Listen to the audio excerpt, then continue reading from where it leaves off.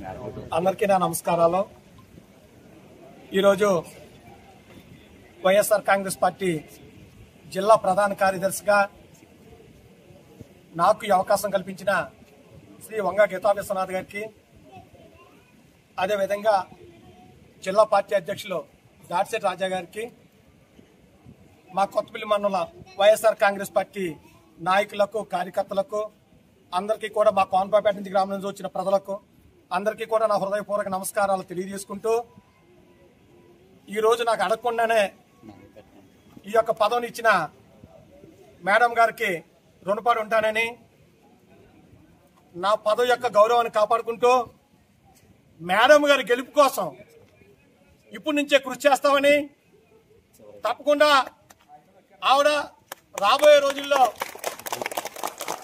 ఎప్పుడు ఎలక్షన్స్ వచ్చినా కూడా ఎమ్మెల్యేగా చేసుకోవడానికి మేమందరం కూడా సన్నద్ధులై ఉన్నామని, అదేవిధంగా జగన్మోహన్ రెడ్డి గారు ముఖ్యమంత్రి అయితే ఆయన యొక్క కేబినెట్ లో మన వంగ గీతా విశ్వనాథ్ గారిని మంత్రిగా చూస్తామని తెలియపరుచుకుంటూ,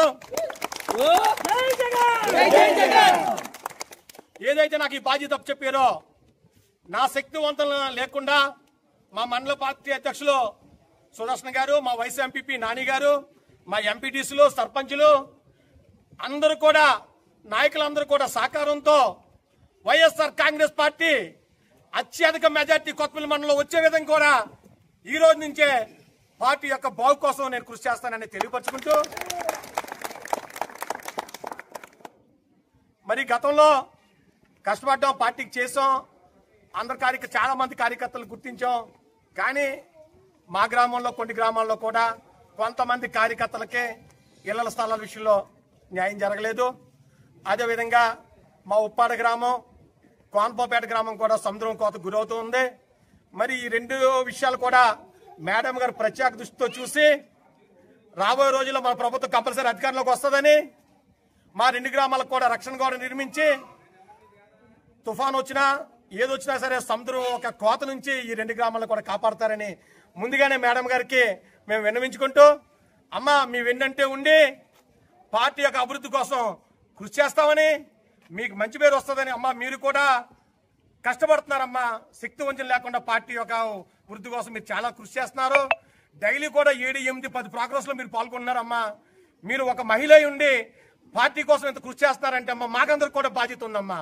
మేము కూడా ఇక్కడ నుంచి బాధ్యతగా పనిచేసి మీకు పార్టీకి మంచి పేరు వచ్చే విధంగా కృషి చేస్తామని, డెఫినెట్ గా మిమ్మల్ని 2029లో గెలిపించుకొని తీరుతామని కూడా ఈ సభాముఖంగా తెలియపరుచుకుంటూ, ఈ రోజు మా కోనపాపేట గ్రామం నుంచి వచ్చిన ప్రజలకు, కార్యకర్తలకు, లీడర్స్ అందరికీ కూడా మరొకసారి నా శిరస్సు ఉంచి నమస్కరించుకుంటూ, మనందరూ కూడా ఈ వైఎస్ఆర్ పార్టీ గెలుపున కృషి చేయాలని, అదేవిధంగా నా మిత్రుడు మరి ఎప్పటి నుంచో నేను సుదర్శన కలిసి పనిచేస్తున్నాం.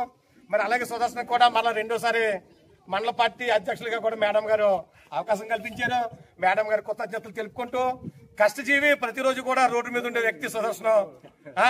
అంతదూరం అయినా మేము, మా వైస్ ఎంపీపీ గారు, మా రావు చిన్నారావు గారు, గారు ఇంకా ఉన్నారు కొంతమంది లీడర్స్ అందరూ కూడా, వాళ్ళందరూ కూడా ఆధ్వర్యంలో పనిచేస్తాం. తప్పకుండా పార్టీని బలోపేతం చేస్తామని కూడా మేడం గారికి మాట ఇస్తున్నాం. ఈ 4 సంవత్సరాలు కూడా అహర్నిశలో పార్టీ కోసం పనిచేస్తామని కూడా తెలియపరుచుకుంటూ నేను సెలవు తీసుకుంటా ఉన్నా.